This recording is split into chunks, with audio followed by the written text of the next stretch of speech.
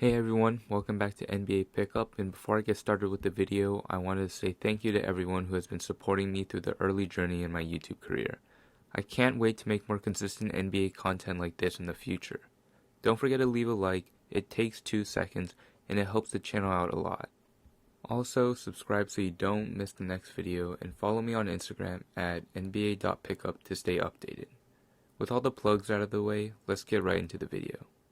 It's about 30-ish games in the season by the time I'm making this video, February 18th, and now it's about that time when people start talking about who deserves each award. For this video, I'll be talking about the MVP, Defensive Player of the Year, Rookie of the Year, Sixth Man of the Year, Most Improved Player, and Coach of the Year. I will say some of the top candidates for each of the awards, and then who my winner is and why. I'll start with MVP. Some of the top players for this award are LeBron James, Nikola Jokic, and Joel Embiid. There are some dark horse players like Steph, Dame, Durant, and Giannis.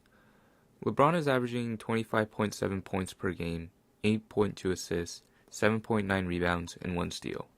The Lakers are 22-7, the second seed in the West. He's shooting 50% from the field and 38% from 3 on about 6.5 attempts per game.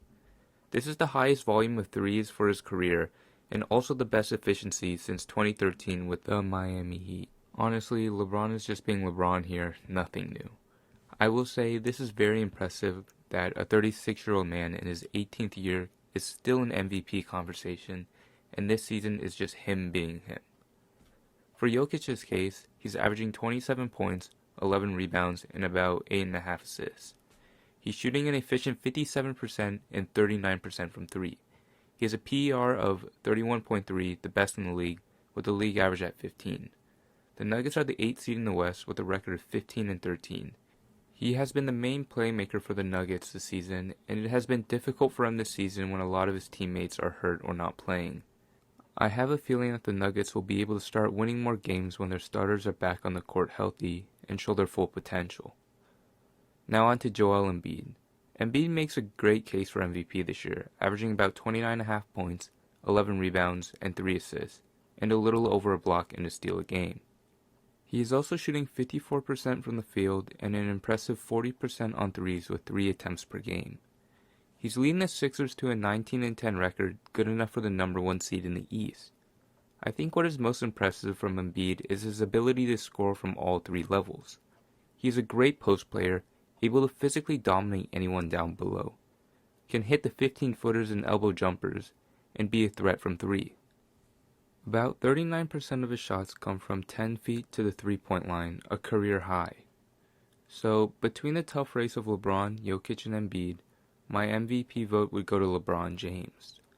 I can understand why you would give your vote to Jokic or Embiid, but I think the Lakers' success heavily relies on LeBron. The numbers he is putting up are impressive and shows every night that he can take over a game and be unstoppable to get his team a win. Hello, so while I'm editing this video on February 19th, Joel Embiid just dropped like 50 points. I changed my MVP vote now. I'm sorry, LeBron. It's gotta go to Embiid now. Also, after watching a full game of the Sixers play, I've just noticed that Embiid has such a big impact, and he impacts the game in so many ways, just like LeBron does, and Embiid is just putting up better numbers. He's got the best team in the East right now, so I think my vote would have to go to Embiid now and not LeBron. The next award is Defensive Player of the Year. The top candidates for this award are Miles Turner, Rudy Gobert, and Anthony Davis. Honorable mentions to Ben Simmons, Lou Dort, and Giannis again.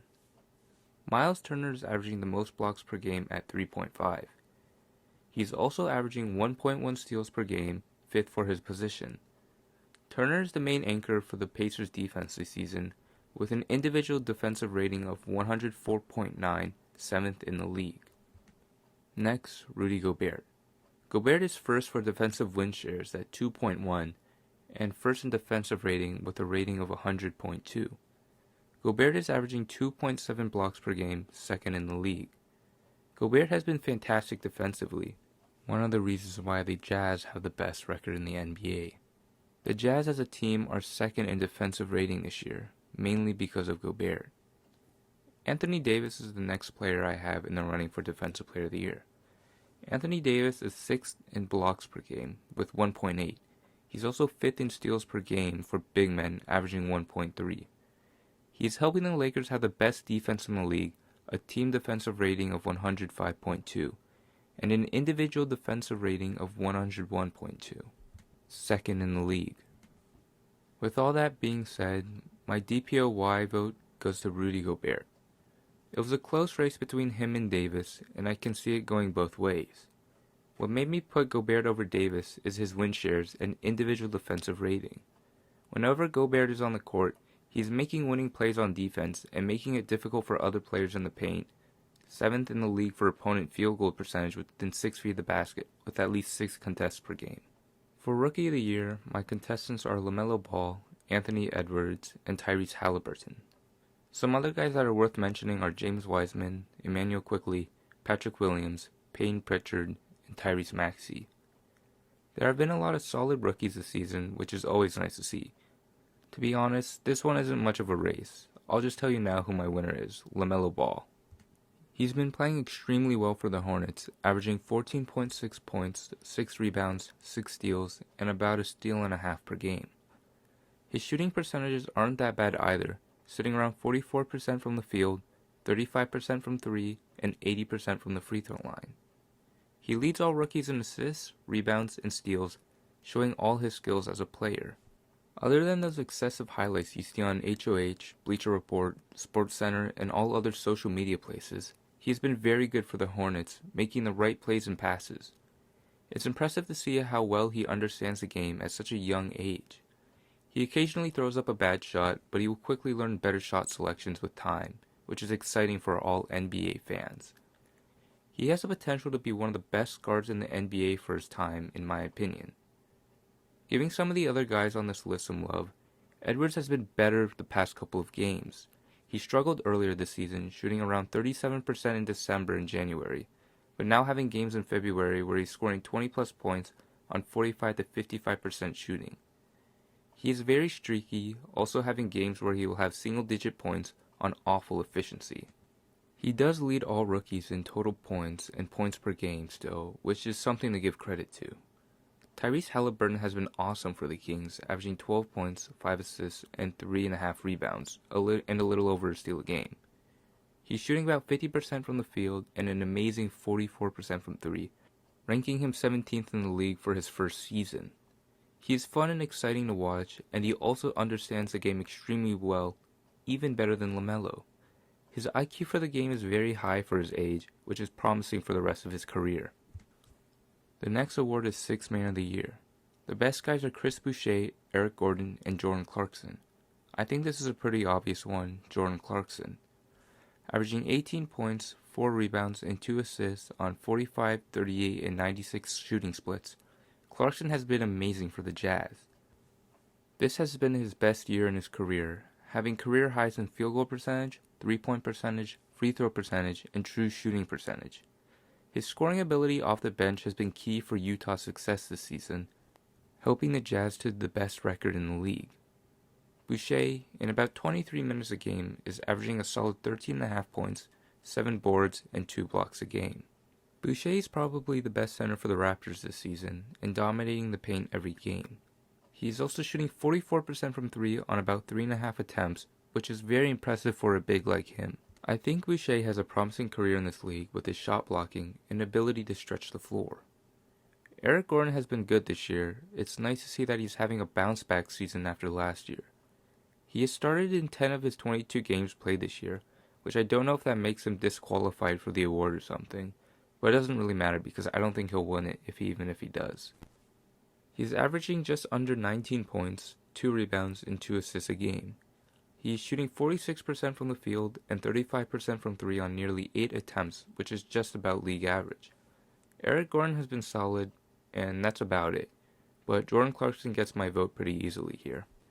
And now on to Most Improved Player, probably the most confusing award of them all. For me, it's difficult to gauge who should win this award because it seems almost every year, the winner of this award just had a higher usage rate, and had more opportunity, which I guess shows some improvement, but it's more just, oh, this player plays more minutes now and he has more opportunities to do more things. But whatever the case is, Jeremy Grant, Christian Wood, and Chris Boucher, I think, are all top runners for this award. Other guys like Julius Randle or Colin Sexton could get votes too.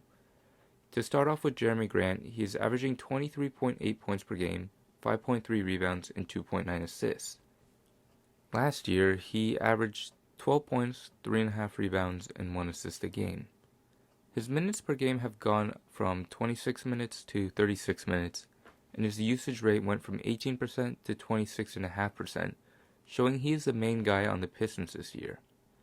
His shooting percentages this year are pretty similar or taking a small dip to last year's, going from about 48% to 44%, staying around 39% from 3, and his true shooting percentage going from 59% to 58%.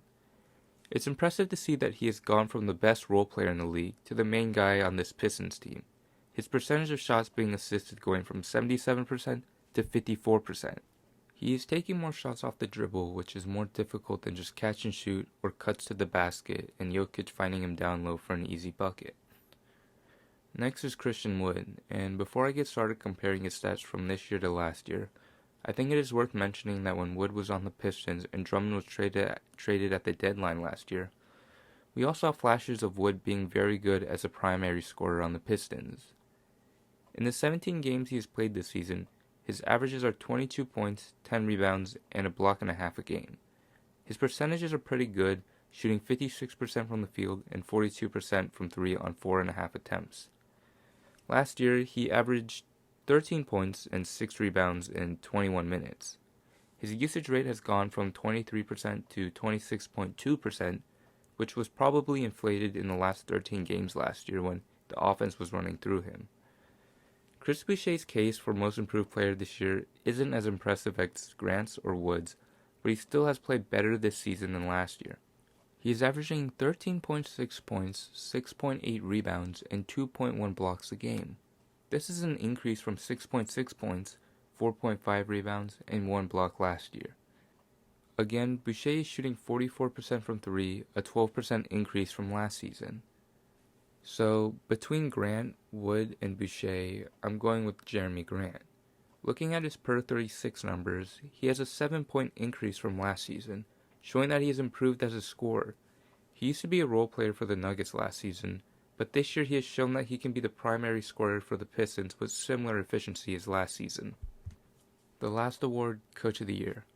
To be honest, I don't really know how people vote for this award. It just seems like they vote for who's good, but also somewhat surprising. I think the candidates for this award are Frank Vogel for the Lakers, Doc Rivers for the Sixers, and Quinn Snyder for the Jazz. And going off the logic I just stated, I'll go with Coach Snyder. Last year, the Jazz were 18-11 in their first 29 games, and this year they are 24-5 with little changes to their roster. I don't think many people had this team as the number 1 seed at this point of the year, and the Jazz are 4th in offensive rating and 2nd in defensive rating, which results in the highest net rating in the league. The Jazz are the best team in the league, and I'm pretty sure Quinn Snyder has to do something with it. So, what do you guys think about my picks for each award? What would you change? Let me know in the comments below. Also, this is my 3rd scripted video on my YouTube channel, so any thoughts on how I can improve are always appreciated. Please leave a like, it helps me out a lot, and subscribe so I know you want more consistent NBA content like this in the future. A video is popping up on your screen that you should go check out. It's about the Warriors and how they are the most confusing team in the league. Thank you for your time and have a great day.